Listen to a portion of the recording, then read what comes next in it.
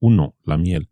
La miel es uno de los mejores remedios para el dolor de garganta, debido a sus propiedades antibacterianas naturales que permiten actuar como cicatrizantes de heridas, ofreciendo alivio inmediato para el dolor mientras trabaja para reducir la inflamación.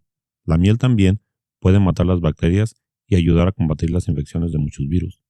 Si sufres una tos fuerte, además de tu dolor de garganta, la miel también puede actuar como un efectivo calmante para la tos.